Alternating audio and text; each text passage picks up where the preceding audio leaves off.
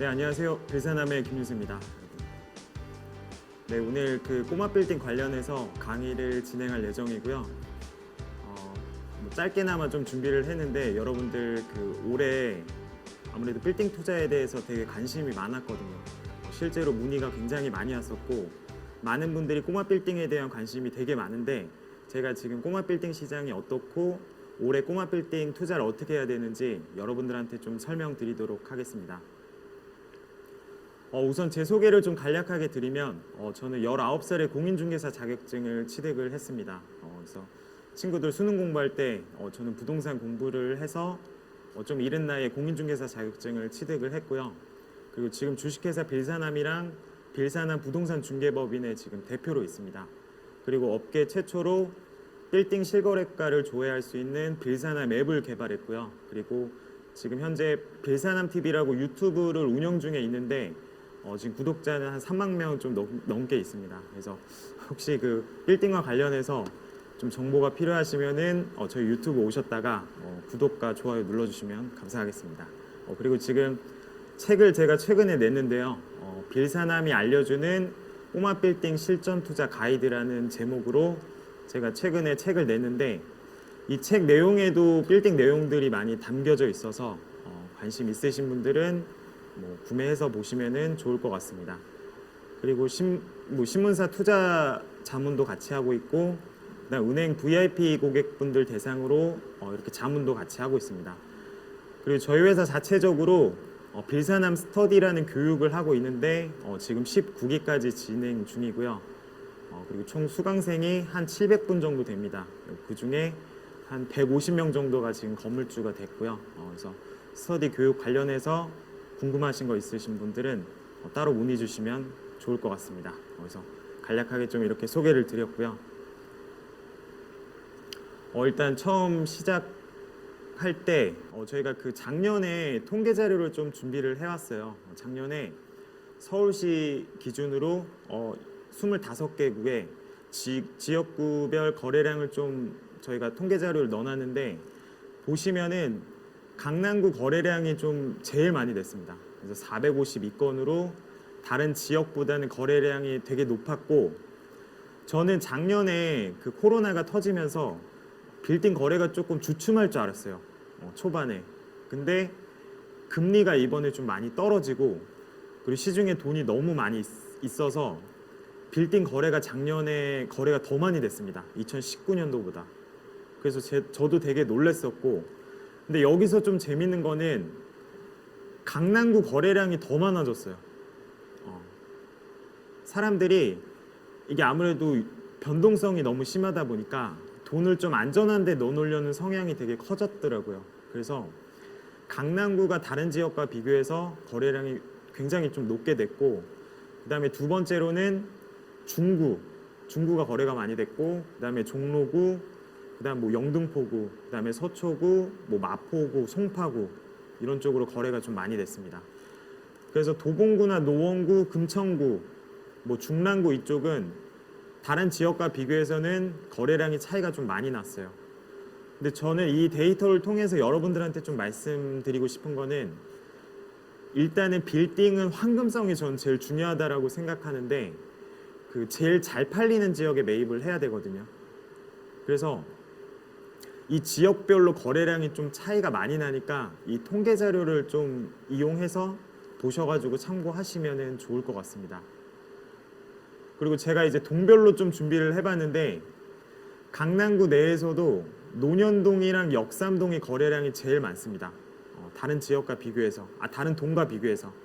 근데 물론 이제 삼성동이나 대치동, 청담동 이쪽은 토지거래 허가구역으로 묶여가지고 안 묶인 지역인 논현이나 신사, 역삼 이쪽으로 좀 거래량이 많이 늘었고요. 근데 여기서 좀 재밌는 거는 개포동이나 도곡동은 거래량이 많이 없습니다. 강남구라고 하더라도. 그래서 저는 여러분들한테 말씀드리고 싶은 거는 동별로도 거래량이 차이가 많이 납니다. 그래서 이 데이터를 통해서 어떤 동이 좀 거래가 많이 되는지 보실 필요가 있을 것 같습니다. 그리고 서초구는 서초동이 거래량이 제일 많아요. 서초동이 어디죠? 교대나 서초역 그쪽 부근입니다. 그쪽 부근이 거래량이 제일 많고, 그다음에 송파구는 가락동, 그리고 마포구는 서교동이죠. 서교동이 어디죠? 홍대입니다. 네, 홍대가 거래량이 제일 많고, 그다음에 연남동, 잘 아는 지역이죠. 이쪽으로 거래가 좀 많이 되고, 그다음에 용산구는 한남동이 거래가 제일 많습니다. 그리고 성동구는 요즘에 핫한 그런 성수동 1가나 성수동 2가가 거래량이 제일 많고, 그다음에 관악구는 신림동, 그다음 강서구는 화곡동, 동대문구는 제기동, 그다음 영등포구는 영등포동 2가, 그다음에 종로는 숭인동, 신당동 이렇게 거래가 좀 많이 되고 있습니다. 그래서 여러분들이 이렇게 동별로도 거래량이 좀 차이가 난다라는 거를 좀 알려드리기 위해서 이 통계 자료를 좀 준비했습니다. 그리고 요건 이제 월별 거래량인데 작년 기준입니다. 보면은 3월 달에가 아마 이제 그 대구 코로나 터졌을 때였어요. 그래서 거래량이 좀 줄어들다가 갑자기 금리가 내려가면서 거래량이 폭발적으로 좀 증가했고요. 그리고 작년에는 좀 되게 재밌었던 게, 저희 실제로 고객분들이 오면은 그 주식 투자로 돈 버신 분들이 많이 왔어요. 주식 투자로. 그래서 제가 물어봤습니다. 주식 수익률 워낙 좋으신데 빌딩을 왜 매입하시려고 하시냐 물어보니까, 아무래도 주식은 변동성이 너무 심하잖아요. 그래서 좀 안정적인 자산에 투자를 하고 싶다라고 해서 작년에 주식으로 투자하시는 분들이 굉장히 많이 왔던 것 같아요. 그리고 최근에 또 저는 이렇게 봅니다. 최근에 또 이제 비트코인 가격도 많이 올라서 비트코인 투자하셨던 분들도 시장에 또 많이 올 것 같거든요. 실제로 문의도 오고 그렇습니다. 그래서 약간 그거와 맞물려서 좀 같이 이렇게 거래량이나 이렇게 좀 인기가 많은 것 같습니다. 다른 거와 비교해서. 그리고 이거는 금액대별로 좀 넣어놨는데, 작년에 매각된 빌딩 중에 3,500건 중에 약 한 65%가 다 50억 미만의 이런 꼬마 빌딩의 거래량이 제일 많았습니다.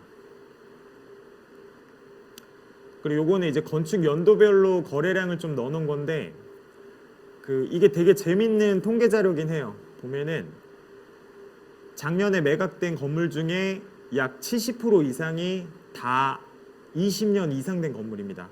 그래서 대부분 다 노후화된 건물들밖에 없어요. 그래서 수익률이 많이 안 나왔던 거고요. 그래서 우리가 생각했을 때, 내가 만약에 빌딩을 산다고 했을 때 대부분 보면은 다 오래된 건물들밖에 없습니다. 그래서 수익성이 안 나오고요. 그래서 저는 여기에 더 기회가 있다라고 생각을 합니다. 그래서 만약에 이런 노후화된 건물을 리모델링이나 신축을 해서 뭔가 가치를 올린다면 저는 시세 차익이 그게 더 재밌긴 하거든요. 그래서 저는 여러분들이 이 지금 시장에 워낙 노후화된 건물들이 많기 때문에 이 건물들을 잘 골라내서 어떻게 하면 가치를 올릴 건지 여기에 좀 더 초점을 맞추시면 좋을 것 같습니다. 실제로 서울시에 약 한 40~50% 정도가 다 노후화된 건물들밖에 없어요. 그래서 저는 오히려 이 노후화된 건물, 그러니까 수익률이 안 나오는 건물을 저렴하게 매입해서 가치를 올리는 거를 좀 더 추천해드리고 있습니다. 그래서 저 데이터 보시면은 5년 미만이 5%밖에 안 돼요. 그러니까 깔끔한 건물이 없습니다. 저희가 매입한다고 했을 때. 그럼 반대로 얘기하면 저런 깔끔한 건물이 없기 때문에 여러분들이 만약에 그렇게 공급을 한다고 하면 높은 가격에 매각을 할 수 있습니다. 공급이 없기 때문에. 그래서 저는 이 꼬마 빌딩의 포인트는 이런 노후화된 건물을 사서 리모델링 신축한다는 거. 여기서 차익이 많이 발생됩니다. 네. 그래서 이 통계 자료는 참고하시면 좋을 것 같고요. 그 다음에 요거는 지금 개인과 법인의 매입 비율인데 2017년도는 개인이 7이고 법인이 3이었어요. 그리고 2018년도에는 6대4 정도 됐다가 2019년도에는 법인이 뛰어넘었습니다. 법인이 뛰어넘었어요. 그래서 개인과 법인의 차이가 좀 있거든요. 일단은 결론만 말씀드리면 법인으로 투자할지 아니면 개인으로 투자할지 저보고 정하라고 하면 저는 법인을 추천합니다.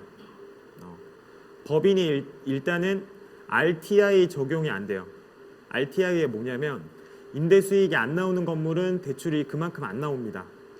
그래서 개인 경우에는 수익성이 좀 낮은 건물은 대출이 좀 안 나올 수 있는데 법인은 그런 게 없어요. RTI 규제가 없어요. 그래서 그거와 상관없이 대출이 되기 때문에 대출에 있어서는 법인이 좀 유리하고요. 그리고 취득할 때는 만약에 설립된 지 5년이 안 되고 과밀억제권역 내에 본점이 있고 만약에 과밀억제권역 내 건물을 산다라고 하면 취득세가 중과됩니다. 그래서 원래는 4.6%인데 9.4%를 내긴 해요. 근데 취득세를 중과하더라도 나중에 팔 때 그 메리트가 더 크기 때문에 만약에 팔 때 개인 경우에는 10억 초과된다. 그러면 세금이 지금 45%고요. 근데 법인 같은 경우에는 22%예요. 20%입니다. 그래서 세율 차이가 많이 나기 때문에 나중에 보유하거나 매각할 때 그런 부분에 있어서 그리고 이제 보통 빌딩 매입하신 분들은 재투자를 하거든요. 이거 가지고 수익을 봤으니까 다시 재투자를 하기 때문에 나중에 매입하고 팔고 매입하고 팔고 나중에 봤을 때는 법인이 훨씬 유리합니다. 그래서 법인 매입 비율이 좀 높아지고 있다라는 자료고요. 그래서 저는 올해 꼬마 빌딩 시장 전망을 작년에도 느꼈겠지만 좀 이렇게 안정적인 지역을 되게 사람들이 많이 선호하기 시작했어요. 그래서 내 돈을 되게 안전한 데 파킹을 해야겠다. 그래서 이렇게 안정적인 지역의 가격이 더 오를 거라고 생각이 되고요. 상대적으로 좀 외곽에 있는 지역이나 좀 비인기 지역 같은 경우에는 뭐 가격이 좀 더 떨어질 수도 있을 것 같습니다. 네. 그리고 방금 말씀드렸던 개인 명의보다는 공동 명의 그리고 법인으로 매입하는 사례가 좀 많아질 것 같고요. 그리고 상가 임대차 보호법이 점점 강화되고 있어서 임차인들과의 갈등이 되게 커질 것 같습니다. 네. 그리고 이제 뭐 되게 새로운 방식인데 건물주와 임차인이 되게 상생하는 방식이 최근에 좀 많이 이뤄지고 있고요.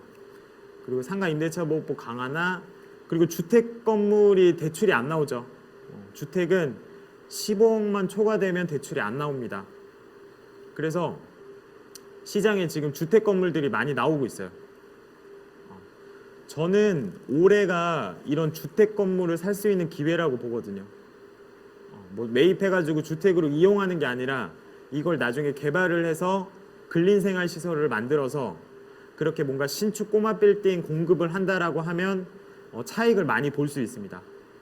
그래서 여러분들이 올해 이런 주택 건물을 살 수 있는 기회이기 때문에 한번 되게 관심 있게 보시면 좋을 것 같아요. 주택 건물은 대출이 안 나와서 매입을 못 하는데 원래는 근데 예외적인 방법이 있어요. 만약에 내가 계약서 특약사항에 매수자 요청에 따라서 용도 변경이나 멸시를 한다라고 하면은 원래 이제 매도인은 주택으로 파는 게 이득이거든요. 그래서 잔금 때까지 주택이면은 주택으로 인정받아서 세금 혜택이 있어요. 근데 만약에 그 조항을 넣게 되면은 그 시점을 잔금일이 아니라 계약일로 봐요. 그래서 계약 당시에 주택이기만 하면 그 장기 보유 특별공제라든지 그 세금 혜택을 볼 수 있습니다. 반대로 매수자 입장에서는 잔금 전에 용도 변경이나 멸시를 하기 때문에 대출은 나오죠. 대출은 뭐 대지로 대출 받으면 되고 그 다음에 이게 지금 주택 가구수에도 포함이 안 됩니다. 그래서 세금 부담도 적고 그래서 이렇게 윈윈할 수 있는 방법이 좀 있거든요.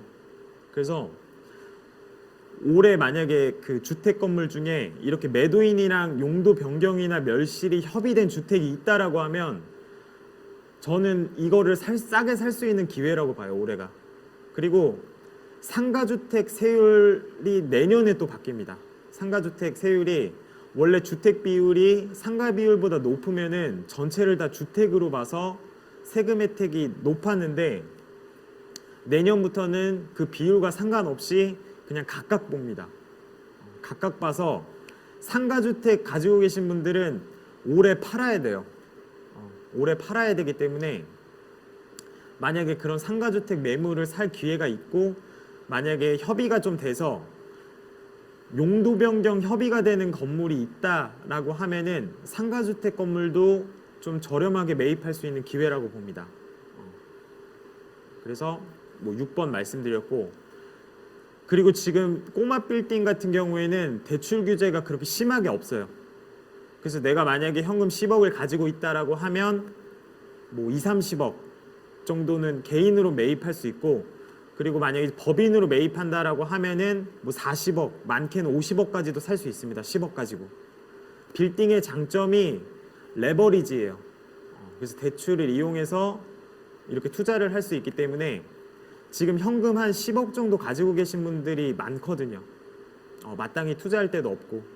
그래서 그분들이 딱 그 대출 받아서 매입하기 좋은 금액대가 뭐 30억대, 뭐 40억대 이 정도가 딱 매입하기 좋기 때문에 올해도 이 정도 금액대의 빌딩들이 인기가 되게 많아질 것 같습니다.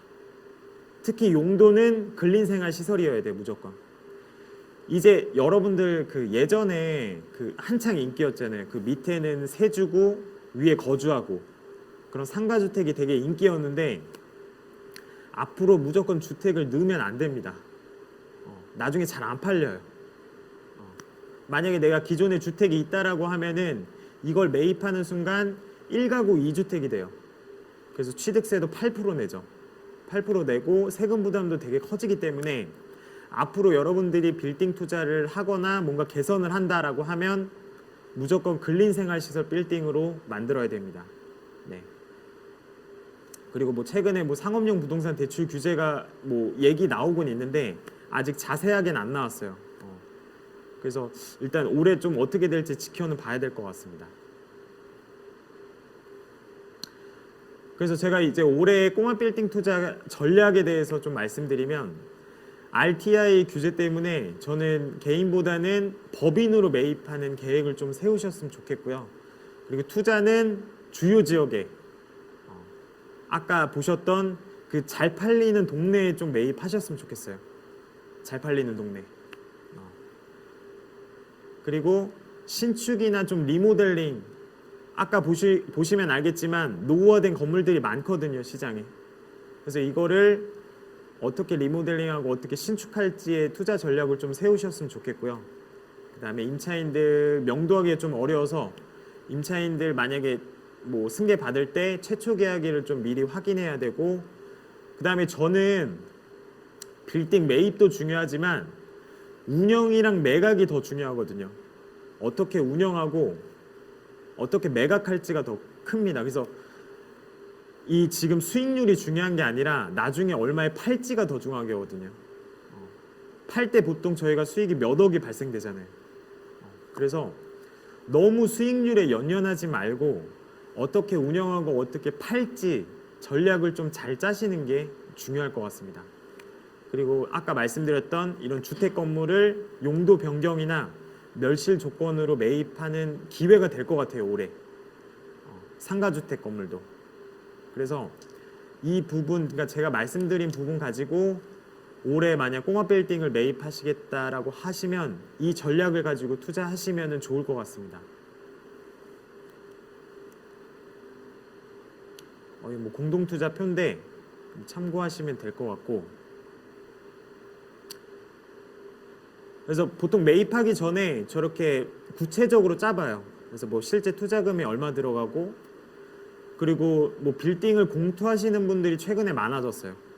그래서 지금 저기 보면은 매매가가 24억짜리인데 신축까지 하거든요. 신축까지 다 하는데도 뭐 3명이서 투자한다고 하면은 인당 한 뭐 3억 8천? 이 정도면 크게 많이 부담은 안 되거든요. 취득세랑 다 내고, 또 신축비 같은 경우에는 대출이 또 나와요. 대출이 나오기 때문에 지금 만약에 뭐 4억이 안 되는 돈으로 이렇게 24억 빌딩을 매입해서 신축까지 할 수 있습니다.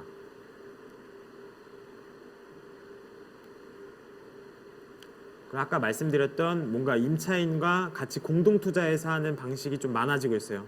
최근에 공실률이 높아지면서 장사를 잘하는 임차인분들이 많잖아요. 그래서 그분들을 이렇게 내 건물로 이렇게 모셔와서 여기 시설 투자를 하고 이제 같이 공동으로 운영을 하는 겁니다.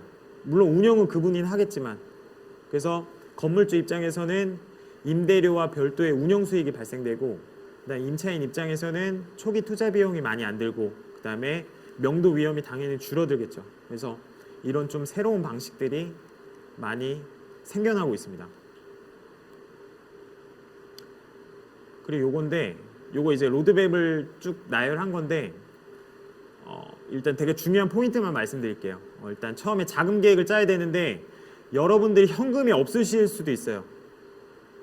만약에 내가 지금 뭐 빌딩을 매입하고 싶은데 현금이 좀 부족하다라고 하면은 기존의 부동산을 가지고 계신 분들이 많거든요. 생각보다 뭐 지방에 땅이 있다거나 아니면 본인 살고 있는 집, 그거를 같이 공동담보로 제공할 수 있습니다. 그래서 내가 지금 아파트 한 채밖에 없는데 만약에 내 현금이 부족하다라고 하면은 이 집도 같이 공담으로 제공하면 돼요. 그러면 빌딩 금액대가 높아질 수 있습니다. 그래서 너무 현금 가지고만 하지 마시고 부동산이 있으면 같이 공담을 넣을 수 있고, 심지어는 주식도 같이 넣을 수 있습니다. 주식도. 그래서 주식도 상장되어 있는 주식들 있잖아요. 그래서 그것도 같이 이제 담보로 제공할 수 있기 때문에 자금 계획을 짜실 때 너무 현금이 없다 그래서 포기하시면 안 될 것 같고요. 그 다음에 제일 중요한 게 저희 같은 이제 그 빌딩을 전문적으로 하는 업체를 좀 만나셔야 돼요. 그래서 일단은 매물을 받아야 뭐 검토를 할 거 아니에요. 그래서 이 빌딩을 중개하시는 분들이랑 조금 친분이 있어야 됩니다. 그래서 좋은 매물이 나왔을 때 가장 먼저 나한테 연락이 올 수 있게끔 좀 이렇게 친분을 잘 해놔야 돼요. 네, 해놓고 그 다음에 만약에 투자 지역을 또 정한다 그러면 저는 제일 안전한 게 내가 잘 아는 지역에 투자하는 게 제일 안전하고, 만약에 이 지역이 투자 가치가 많이 없다라고 하면은 20, 30대가 좀 많은 곳, 20, 30대가 소비를 많이 하거든요. 그래서 투자 지역에 만약에 내 투자 가치가 없는 지역이다, 내가 잘 아는 지역이, 그러면 20, 30대가 많고, 그리고 특히 여성분들이 많은 곳이 좋습니다. 여성분들이. 저희 남성분들 이렇게 친구들끼리 만나면 어디 멀리 안 가잖아요. 다 동네에서 이제 뭐 밥을 먹거나 술을 먹거나 그렇잖아요. 근데 여성분들은 만약에 건물만 잘 해놓으면은 안쪽에 있는 데까지 다 찾아가거든요. 요즘 SNS가 워낙 발달해서. 그리고 여성분들이 많으면 당연히 남성분들은 가게 돼 있습니다. 그래서 조금 여성분들이 많고 20, 30대가 좀 밀집되어 있는 지역이 되게 상권이 괜찮은 것 같아요. 그렇게 됐고, 그다음에 투자 목적은 뭐 임대 수익이랑 시세 차이 있고, 그리고 저는 대출을 좀 받으셨으면 좋겠어요. 지금 워낙 저금리고, 그리고 대출이 비용 처리가 되거든요. 비용 처리가 되기 때문에 좀 뭐 30에서 50% 정도는 무조건 받으셨으면 좋겠어요. 그래서 나머지는 좀 되게 한 번씩 읽어보시면 될 것 같아요. 되게 길어질 수 있어서 일단 이 정도만 좀 설명드리겠습니다. 네, 그래서 이 투자 사례 한번 볼게요. 임대 수익률이 0.6%입니다. 그리고 준공된 지 40년 됐고요. 그리고 위층에는 위반 건축물이 있었어요. 그리고 매수자가 이제 임차인을 명도해야 되는 조건이고, 그리고 앞에 지금 나무 보이죠? 나무 때문에 건물 전면이 안 보여요. 이런 말도 안 되는 건물, 그죠? 이거 누가 살까요? 제가 샀습니다. 네, 그래서 제가 산 건물이고요.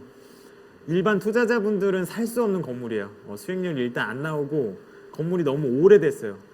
그리고 앞에 저 나무가 되게 일반 투자자분들은 안 좋다라고 생각을 하거든요. 근데 저는 저 나무가 되게 포토스팟으로 봤어요. 요즘에 그 성수동 가보면은 그 나무 배경, 그러니까 내부에서 외부로 이렇게 봤을 때 그 나무 배경에 찍는 그런 포토스팟이 있거든요. 그래서 저는 저거를 포토스팟으로 봤습니다. 그래서 어떻게 보면 돈 주고 살 수 없는 액자를 샀다라고 생각을 했고요. 그리고 저 준공된 지 40년 된 거는 저한테 크게 중요하지 않았어요. 그냥 리모델링해서 제가 고치면 되기 때문에, 그리고 수익률도 제가 개선한 다음에 다시 맞추면 되기 때문에 그건 중요한 요소가 아니었습니다. 그래서 저는 준공된 지 40년 이상 된 게 더 메리트가 뭐였냐면 저게 건폐율이 거의 100%였거든요. 꽉 차 있었어요. 예전에 지은 건물이야. 근데 지금 만약에 신축을 하게 되면 면적이 많이 줄어듭니다. 근데 이제 예전 건축법에 적용받은 거여서 거의 꽉 채워서 받았어요. 그래서 여러분들 종로에 가보시면 공지가 없잖아요. 예전에 지은 건물들이야. 그래서 그거는 부시면 안 됩니다. 다 리모델링 해야 돼요. 그래서 저 건물이 면적 대비해서는 되게 효율성이 좋은 건물이었습니다. 그래서 제가 그 부분 때문에 좀 매입을 했고요. 보시면은 저게 앞에 나무거든요. 지금 굉장히 좀 허름하지만 저 나무가 되게 저는 너무 멋있었어요. 그래서 가지치기를 안 하고 그냥 남겨놨습니다. 그래서 지금 리모델링을 준비하고 있고 요번 달 말부터 이제 공사가 들어갑니다. 그래서 나중에 혹시 기회가 된다라고 하면은 공사하고 난 뒤의 모습을 여러분들한테 좀 보여드리고 싶네요. 그리고 요것도 지금 멸실에서 신축 중인데 이거는 일단은 매입했던 이유 중에 하나가 그 이면이긴 하지만 대로에서 바로 들어와서 있었어요. 대로에서 바로 들어와서 있었고, 그리고 지금 건물 보면은 여러분들 막 지나다니다 보면은 건물이 막 이렇게 돼 있잖아요. 사선으로. 그게 다 이제 일조권 사선을 받은 거거든요. 근데 상대적으로 지금 저 건물 같은 경우에는 북향이었어요.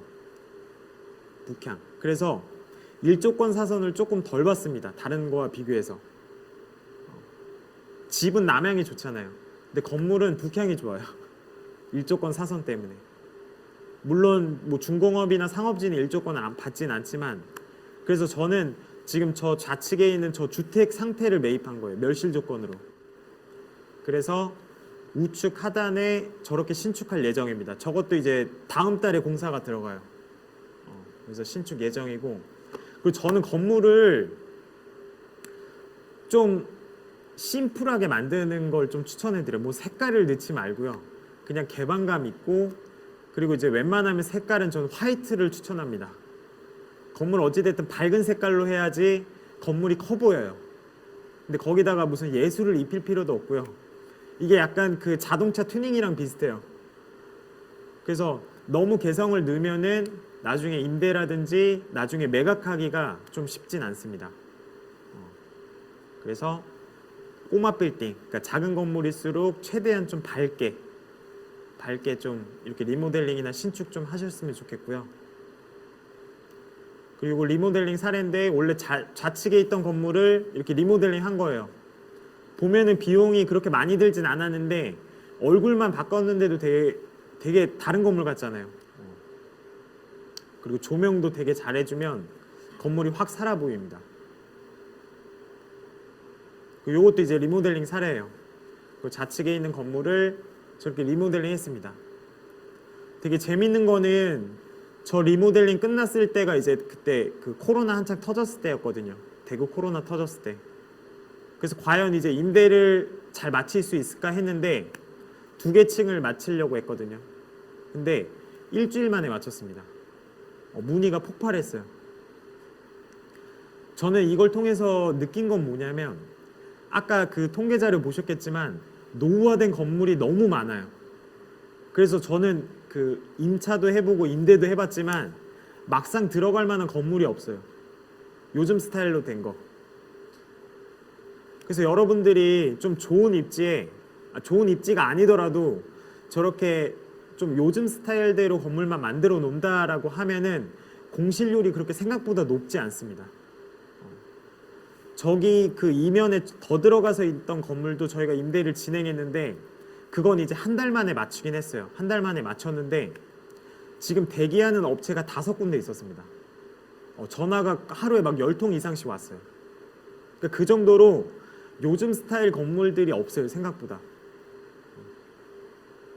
그래서 이것도 되게 좀 리모델링 해서 성공했던 사례이고요.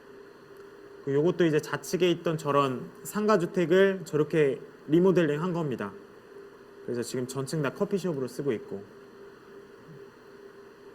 이것도 좌측에 있던 저런 건물을 저렇게 이제 리모델링해서 쓰고 있는 겁니다. 네, 그래서 일단은 좀 간략하게 좀 올해 상황이라든지 뭐 작년의 통계 자료, 그 다음에 올해 뭐 투자 전략, 그리고 뭐 이렇게 간단하게 좀 사례 설명드렸는데, 일단은 이 짧은 시간 안에 모든 걸 다 좀 설명드리기는 좀 힘들거든요.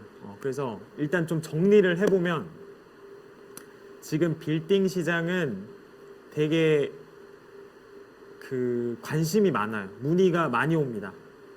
진짜 누가 누군지도 모르겠어요. 그 정도로 회사에 문의가 너무 많이 오고, 일단은 문의 많이 온 이유 중에 하나가 저금리예요. 어디 돈 넣어놓을 데가 없습니다. 금리도 너무 낮고, 지금 정기예금도 보면은 1%대잖아요. 1%가 안 되는 경우도 있고. 그래서 투자할 만한 마땅한 데가 좀 없고, 그리고 지금 시중에 돈이 너무 많기 때문에 빌딩에 대한 관심이 일단 높아졌고, 그리고 주택에 대한 규제가 오히려 그 반사이익처럼 빌딩으로 많이 몰려왔어요. 그래서 실제로 아파트 투자자분들이 빌딩 시장으로 많이 넘어왔습니다. 그리고 이 앞으로 이런 꼬마 빌딩 같은 경우에는 접근하기가 쉽기 때문에 더 많은 사람들이 관심을 갖고 이 시장에 진입할 것 같아요. 근데 여러분들이 꼬마 빌딩 투자에 성공하시려면 아까 통계 자료 보셨겠지만 이런 노후화된 건물들을 좀 저렴하게 매입해서 이렇게 리모델링 하거나 신축을 해서 가치를 올리는 방법이 빌딩 투자로 돈을 버는 방식의 되게 핵심이라고 저는 생각하거든요. 그래서 오늘 제가 좀 이렇게 간략하게 설명을 좀 드렸지만, 제가 말씀드린 부분을 이렇게 좀 포인트 부분을 좀 기억하셨다가 나중에 꼬마 빌딩 투자하실 때 좀 기억하셨으면 좋겠습니다. 네.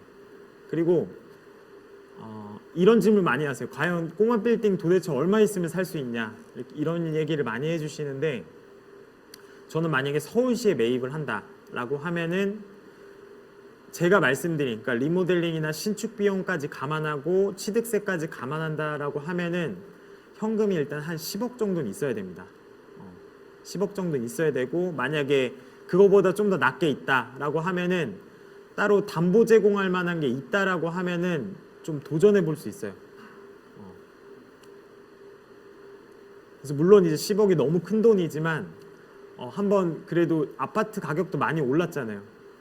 아파트 같은 경우에 이제 대출이 아예 안 나오고, 저는 만약에 지금 주택이 있다라고 하면은 주택을 추가적으로 매입하는 것보다 차라리 레버리지를 이용해서 좀 이렇게 금액 대출을 최대한 받아서 이런 꼬마 빌딩 매입하는 것도 괜찮다고 보거든요.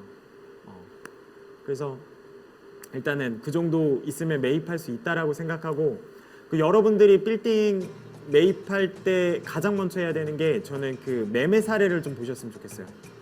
그래서 뭐 주변에 뭐 팔린 사례라든지 뭐 20억짜리 건물이 어떤 건물인지 한번 현장에 가서 좀 보시고 감각을 익히셔야 나중에 건물 사실 때 도움이 많이 되실 것 같습니다. 그래서 일단 오늘 이야기는 여기까지 하고요. 여러분들 좀 뭐 빌딩 투자 하시는데 조금이나마 도움이 되셨으면 좋겠습니다. 네, 오늘 여기까지 하겠습니다. 감사합니다.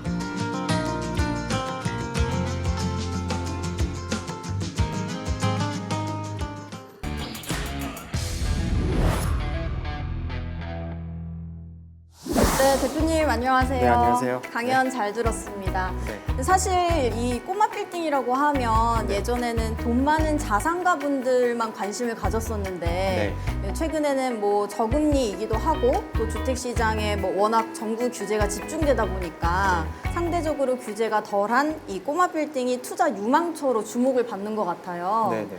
그래서 이제 저희 우리 시청자분들도 이 꼬마 빌딩 어떻게 투자하면 좋을지 질문들을 많이 보내주셨거든요. 아, 네네. 네, 그래서 대표님과 함께 궁금증을 좀 해결해 보도록 하겠습니다. 네. 네, 첫 번째 질문인데요. 이 코로나 때문에 매물이 많이 나올 것 같은데 요즘 시장 상황은 어떤지, 그리고 지금 투자하기가 좀 좋은 시기인지 좀 여쭤보시는 분들이 있어요. 일단 매물은 지금 수요자가 너무 많아요. 그 지금 매도자 우위 시장이고요. 그래서 매물은 주요 지역 같은 경우에는 많이 없어요. 많이 없고 갑자기 계약하러 왔다가 가격을 올리는 경우가 너무 많고 그리고 판다 그랬다가 안 파는 경우도 많고 그래서 오히려 매물 주요 지역 같은 경우에는 더 없습니다. 그리고 시기 같은 경우에는 저는 항상 말씀드리는 게 시기가 중요한 게 아니라 좋은 매물을 찾는 게 더 중요하거든요. 그러니까 약간 주식이랑 비교를 하자면 경기가 아무리 안 좋아도 잘 되는 주식들이 있잖아요. 그렇죠. 그래서 빌딩도 잘 되는 지역에 잘 되는 건물들이 있거든요. 그래서 시기와 상관없이 그렇게 좀 좋은 건물을 빨리 찾는 게 중요한 것 같습니다. 시기는 중요한 게 아니라 네. 꾸준히 좋은 매물을 보는 눈을 좀 가져야 된다 이런 말씀인 것 네, 같네요. 맞습니다. 다음 질문으로는 아까 대표님께서 네. 잘 팔리는 그런 지역을 주목하라라고 하셨는데 네. 그러면 앞으로도 강남이 가장 핫할지 네. 그리고 또 대표님이 보시기에 좀 저평가된 곳들도 있는지 좀 여쭤보십니다. 일단은 강남구는 잘 돼요. 잘 될 거고 앞으로도 더 거래량도 많고 가격도 더 올라갈 거라고 생각하고 저는 뭔가 저평가된 데 이렇게 들어가는 것보다는 좀 약간 어느 정도 안정이 된 그런 상권에 투자하는 게 안전하거든요. 뭐 예를 들어서 뭐 땡땡땡 길 되게 유행했잖아요. 네네. 네, 그래서 거기 이제 길 생긴다고 막 무리하게 투자하신 분들이 있는데 상권이 물론 이제 빨리 뜬 만큼 또 빨리 지거든요. 그래서 차라리 그런 데보다는 어느 정도 기간이 지나고 좀 상권이 안정된 곳 그런 곳을 투자하는 것이 되게 안전하다고 보거든요, 저는. 네. 뭐 요즘 뭐 이쪽 저쪽 이렇게 유명한 길들 네네. 이렇게 핫한 곳보다는 네. 오랫동안 좀 봐서 네. 투자 안전하다고 좀 확인이 된 그런 네네. 입증된 곳을 좀 봐야 된다. 그렇죠. 그런 뭐 거죠. 예를 들면 뭐 마포의 홍대. 홍대는 되게 오래 전부터 상권이 이어졌잖아요. 네. 네, 그래서 그런 곳이나 아니면 뭐 최근에 성수도 많이 뜨고 있고. 성수동 핫하죠. 네, 성수도 그렇고 그리고 뭐 이렇게 지역 막 말씀드렸는데 아무튼 편하게 말씀해 주세요. 뭐 용산도 많이 찾는데 근데 네. 용산은 뭐 용산역 앞보다는 한남동을 많이 찾아요. 한남동. 네. 한남동 그 약간 한강진역이랑 그 나인원 한남 그 사이에 있는 근데 그쪽은 워낙 비싸지 않나요? 매입 그- 단가가? 그쵸 비싸긴 한데 근데 워낙 그래도 지금 좀 개발할 만한 그런 건물들이 또 많이 있긴 하거든요. 그래서 많이 그런데 또 투자해도 괜찮고 아니면 한남더일 앞쪽 이렇게 지역목 말씀 아무튼 한남동을 되게 좀 선호하는 서울 지역 그리고 뭐 강남이나 뭐 한남이나 뭐 이런 예전부터 이미 많이 상가가 많이 밀집돼 있고 우리가 안전하다고 볼 수 있는 그런 네네, 데를 그런 위주로 지역을- 가라 이런 맞아요. 말씀이시네요. 그냥 완전 서울시에 막 뜬금없는 데가 아니라 그쵸. 그냥 다 같이 홍대라고 불릴 수 있는 데 있잖아요. 그러니까 메인 길은 못 사도 그 옆에 그냥 사셨으면 좋겠어요. 꼬마 빌딩을 볼 때는 저평가된 곳보다는 네. 일단 모두가 알고 안전한 곳. 네네 그게 안전한 것 같습니다. 알겠습니다. 네. 그 다음에는 또 이 법인 매입을 할 때 네. 더 유리하다라고 말씀하셨잖아요. 네. 뭐 대출도 유리하고 또 개인보다는 어쨌든 세금 면에서도 유리한 게 많은데 네. 혹시 뭐 이중 과세나 뭐 다른 세금 면에 있어서 조금 불리하게 작용하는 그런 것도 있을까요? 이중 가세라고 흔히 얘기하는 게 이제 법인에 있는 돈을 이제 그 개인화할 때 이제 이건 이중 가세다라고 그렇죠. 하는데 보통 법인에 있는 돈은 개인적으로 사용할 수가 없으니까. 맞아요. 뭐 급여를 받거나 뭐 그런 식으로 뭐 빼올 수는 있는데 그때 이제 세금을 내니까 이제 이중 가세다라고 하는데 근데 제가 만났던 대부분의 투자자분들은 안 빼요. 재투자를 하거든요, 계속. 보통 법인 하시는 분들은 재투자의 그 목적을 갖고 하시는 분들이 많다는 그래서 거죠. 법인의 장점은 법인 통장에 돈을 이렇게 모아두는 거예요. 그 어차피 법인 그 OTP 제가 가지고 있잖아요. 그렇죠. 제가 의사결정할 수 있잖아요. 그래서 대부분 사람들은 다 한 번만 생각해요. 법인 가지고 이제 한 번 해서 내가 돈 다 빼겠다. 근데 그게 아니라 실무상 보면은 그렇게 개인화하지 않고 대부분 다 재투자하고 통장에 돈을 모아놔요. 법인 통장에. 애초에 법인으로 하려면 개인화할 그 목적이 없으신 분들이 그쵸, 예. 법인으로 하셔야겠네요. 근데 뭐 그쵸 그런 식으로 계속 처음부터 자기의 목적이나 용도를 분명히 하고 개인으로 할지 아니면 법인으로 매입을 할지 조금 일단 먼저 선택을 하시고 시작을 하셔야겠네요. 네, 그래서 그거에 따라서 세율 차이도 굉장히 크기 때문에 초반에 그 선택을 잘해야 돼요. 그거에 따라서 건물 크기도 좀 달라지거든요. 대출이 차이가 나기 때문에 얼만큼 차이가 나죠? 거의 한 뭐 20%, 뭐 많게는 30%, 뭐 그 이상도 될 수도 있고. 네. 알겠습니다. 벌써 이제 마지막 질문인데요. 네. 사실 가장 좋은 게 이제 우량 매물을 보는 눈, 이게 네. 가장 중요하잖아요. 네. 그래서 혹시 대표님이 보시기에는 이 우량 매물을 판단할 때 필수적인 요건이 뭔지, 그리고 만약 현장에 직접 간다면 네. 꼭 이거는 봐야 된다, 이런 게 있을까요? 일단은 저는 제일 중요하게 보는 게 그 도로예요. 도로요? 네, 그 도로가 12m에 접해 있는지, 뭐 10m에 접해 있는지, 4m에 접해 있는지 이거에 따라서 상권이 확장되거나 그리고 나중에 임대를 마치거나 나중에 팔 때 되게 결정적인 역할을 하거든요. 일단 진입하기가 쉬워야 돼요. 접근성을 봐야 된다는 네, 접근성을 말씀이시네요. 봐야 되고 그리고 뭐 언덕길이나 내리막길이 없는 그냥 평지가 제일 좋죠 아무래도. 그리고 역에서 오기가 편해야 되고. 네. 그래서 일단 저는 접근성을 되게 중요하게 보고. 근데 그 전에 무조건 황금성 좋은데. 그렇죠. 그거는 당연히 깔고 가야 되는 거고. 그리고 대부분의 사람들이 건물만 봐요. 네. 건물이 지금 뭐 몇 년도에 지었고 수익률이 몇 프로 이것만 보는데 그게 아니라 대부분 가격은 다 땅이거든요. 이 땅이 어떤 땅이고 지금 건물이 다 쓰러져가는 뭔가 2층짜리 건물이라고 하더라도 이거를 부신 다음에 나중에 지을 수가 있다. 네. 그거는 좋은 건물인 거거든요. 그래서 너무 투자하실 때 건물 상태만 보지 말고 좀 이렇게 땅의 가치를 좀 파악하셨으면 좋겠어요. 향후에 이걸 어떻게 활용할 수 있는지까지 그쵸. 볼 수 있기 때문에 네, 그래서 제가 강의 때도 말씀드렸던 제일 중요한 건 매각할 때 우리가 막 몇 억씩 얻는 거잖아요. 네네. 그래서 어떻게 이거를 나중에 뭐 디벨롭 해가지고 뭔가 매각할 수 있을지에 좀 초점을 맞추셔야 될 것 같아요.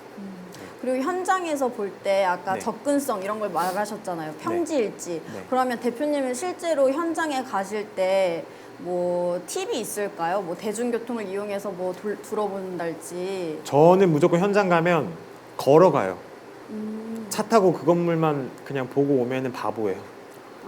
그래서 그냥 걸어가고 역에서 뭐 내려서 걸어가고 그리고 그 건물 가서 대부분은 다 그냥 외관만 보고 오거든요. 네. 임차인 뭐 있나? 그렇죠. 그게 아니라 건물 항상 꼭대기를 올라가야 돼요. 꼭대기요. 네. 꼭대기를 올라가서 일단 뭐부터 보냐면 꼭대기는 기둥이 없잖아요. 네. 그래서 그 면적을 대략적으로 파악할 수가 있어요. 그리고 방수가 돼 있는지도 한번 확인해 볼 수 있고. 방수. 네. 그리고 위에서 이렇게 쭉 내려와요. 네. 그래서 임차인들이나 이제 건물 상태라든지 이런 거를 다 꼼꼼히 보거든요. 그리고 그 건물뿐만 아니라 인근에 뭔가 뭐 리모델링이나 신축 사례도 같이 보고 와요. 주변 분위기. 네네. 그게 어떻게 보면 재건물 미래 모습이거든요. 그렇죠. 네. 그래서 그런 사례들도 좀 같이 보고 오고 그리고 추가적으로 좀 임대 시세를 좀 파악해요. 임대 시세. 네. 지금 대부분 투자자분들은 평당 얼마다, 뭐 평당가 얼마다, 뭐 싸다 비싸다 이렇게 얘기를 하는데 그게 뭐 중요한 부분도 있지만 임대 시세가 중요하거든요. 그래서 지금 주변에 임대 시세가 어느 정도인지 나중에 이거를 개발하거나 리모델링 했을 때 수익성이 있는지 없는지 파악하는 게 되게 중요한 것 같아요. 나의 미래 수익률을 판단하기 위해서 임대 시세를 다 파악해야 된다 이런 네네. 말씀이시죠? 그래서 빌딩 투자로 진짜 돈을 벌려면 이렇게 디벨롭해서 얼마의 임대를 맞출 수 있다라는 게 머릿속에 좀 그려져야 돼요. 네. 그게 되게 핵심 포인트인 것 같습니다. 좋은 우량 매물을 보기 위해서는 접근성도 네, 중요하고 황금성도 당연히 봐야 되고 네. 또 건물 외에 토지도 봐야 하고 맞아요. 네. 또 현장에 만약에 갔다고 하면 네. 주변의 임대 시세와 또 나중에 뭐 재개발을 했을 때 어떻게 될지 주변도 다 임차인이 뭐가 맞춰져 있는지도 그렇죠. 보고. 네. 그런 것까지 다 고려를 해야 된다. 네, 네 맞습니다. 오늘 대표님 이렇게 질문까지 다 해결을 해주시고 좋은 강연도 해주시고 오늘 시간 내주셔서 감사합니다. 네, 감사합니다.